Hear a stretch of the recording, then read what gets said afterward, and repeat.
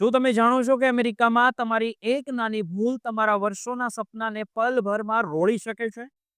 2025માં અમેરિકામાં વિઝા નિયમોમાં એક મોટો બદલાવ આવ્યો અને ડરામણો ફેરફાર આવ્યો છે, જેની જાણકારી બહુ ઓછા લોકોને છે. જો અમેરિકામાં રહો છો, એનઆરઆઈ છો, તો જાણી લેજો. આ એક એવો ગુપ્ત સફાયો છે જેમાં કોર્ટના ચુકાદા પહેલા જ માત્ર એક પોલીસ ધરપકડના આધારે તમારા વિઝા રદ થઈ શકે છે. આજે આપણે આ ભયાનક સત્ય અને વિઝા રદ થવાની આખી પ્રક્રિયા વિશે ઊંડાણપૂર્વક વાત કરીશું, જે તમારા ભવિષ્ય માટે અત્યંત મહત્વનું છે. મિત્રો, અત્યારે અમેરિકામાં 2024ના અંતથી અને 2025 સુધીના સમયગાળામાં વિઝા નીતિમાં ધરખમ ફેરફારો થયા છે.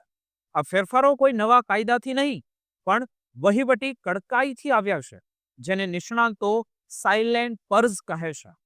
આમાં ખાસ કરીને દારૂ પીને ગાડી ચલાવનારા એટલે કે DUI અને ટ્રાફિકના ગુનાઓને નિશાન બનાવવામાં આવ્યા છે.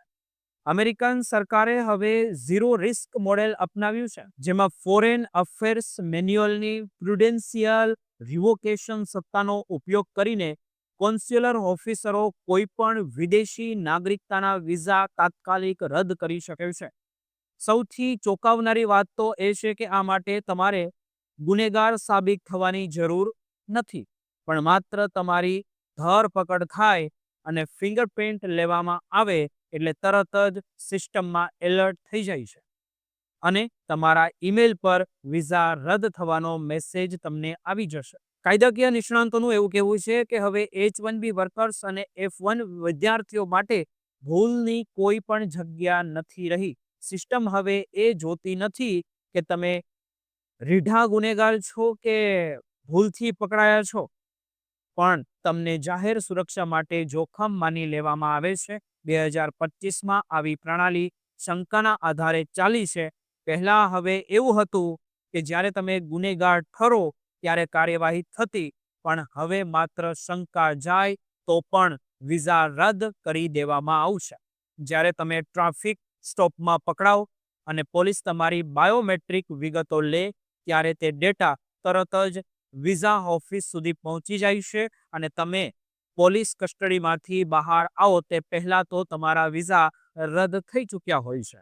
એટલું જ નહીં, અત્યારે જૂના રેકોર્ડ્સ પણ તપાસવામાં આવી રહ્યા છે. જો તમારી પાસે 10 વર્ષ જૂનો DUIનો કેસ હોય તો પણ આર્ટિફિશિયલ ઇન્ટેલિજન્સ તેને શોધી કાઢે છે અને તમારા વિઝા ફરીથી જોખમમાં મુકાઈ શકે છે. ઘણા લોકો એવું માને છે કે જો કોર્ટમાં કેસ જીતી જઈએ કે આરોપ ઓછા થઈ જાય તો વિઝા બચી જશે, પણ આ એક ભ્રમ છે મિત્રો. ઇમિગ્રેશન વિભાગ માટે ધરપકડ જ સૌથી મોટી ઘટના બની જાય છે, કારણ કે તે તમારી વર્તુળાત પર સવાલ ઉઠાવે છે. ભલે કોર્ટ તમને નિર્દોષ જાહેર કરે, પણ તમારે મેડિકલ તપાસમાંથી પસાર તો થવું જ પડે છે ને, કારણ કે DUI ને હવે એક માનસિક સ્વાસ્થ્યની સમસ્યા એટલે કે આલ્કોહોલિક યુઝ ડિસઓર્ડર તરીકે જોવામાં આવે છે.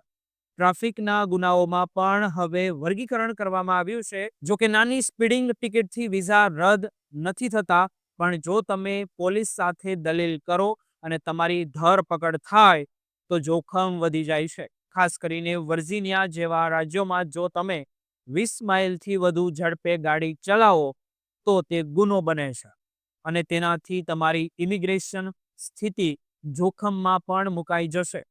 ફ્લોરિડામાં પણ કડક ડેટા શેરિંગના કારણે વિગતો તરત જ કેન્દ્ર સરકાર પાસે પહોંચી જાય છે. દારૂ પીને ગાડી ચલાવવી એ તો હવે વિઝા માટે ખૂબ જ ખરાબ ગણી શકાય અને ત્રીજો છેડો બની ગયો છે, જેને અડતા જ કરંટ લાગે એવું દેખાઈ રહ્યું છે. કાયદાકીય સલાહ એવી છે કે દારૂ પીધા પછી ગાડી ચલાવવાનું સદંતરે બંધ કરી દેવું જોઈએ.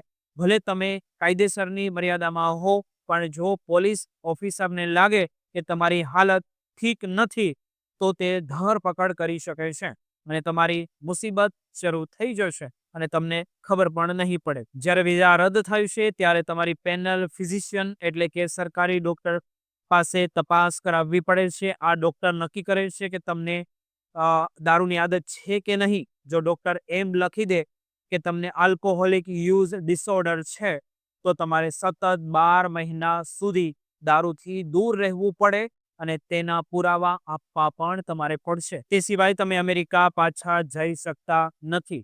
આ નિયમ H-1B ધારકો માટે એક જેલ જેવો છે. જો તમે અમેરિકાની બહાર હો અને વિઝા રદ થાય તો તમે ભારત કે તમારા દેશમાં ફસાઈ જાવ છો અને જ્યાં સુધી નવો મેડિકલ રિપોર્ટ કે વિઝા ન મળે ત્યાં સુધી પાછા નથી જઈ શકાતું.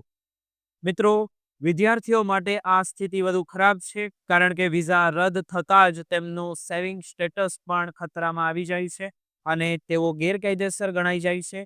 ગ્રીન કાર્ડ ધારકોએ પણ સાવધાન રહેવાની ખૂબ જરૂર છે કારણ કે મુસાફરી કરીને પાછા આવતી વખતે જૂના ગુનાઓને કારણે તેમને એરપોર્ટ પર રોકવામાં આવી શકે છે. 2025 થી 2029ના સમયગાળામાં આ પ્રક્રિયા વધુ ઓટોમેટિક બની જશે અને સતત જે મોનિટરિંગ કરવામાં આવશે, એટલે તમારી સોશિયલ મીડિયા પોસ્ટથી લઈને નાણાકીય લેવડ-દેવડ અને પોલીસ સાથેના દરેક સંપર્ક પર સરકારની નજર રહેશે. નિષ્ણાંતોની એક સલાહ એ પણ છે કે જો તમારી ધરપકડ થઈ હોય ક્યારેય પણ મુસાફરી તમારે ન કરવી જોઈએ અને દારૂ પીને ગાડી ક્યારેય ન ચલાવવી જોઈએ અને જો મુસીબત આવે તો તાત્કાલિક ઇમિગ્રેશન અને ક્રિમિનલ એમ બંને વકીલોની સલાહ પણ લેવી જોઈએ. યાદ રાખો, હવે અમેરિકામાં રહેવું એક મોટી જવાબદારી પણ બની ગઈ છે અને તમારી એક નાની ભૂલ તમારી વર્ષોની મહેનત પાણીમાં ફેરવી શકે છે. તો મિત્રો, ચાલો ફરીથી મળીશું એક નવા વિડીયો સાથે. આભાર.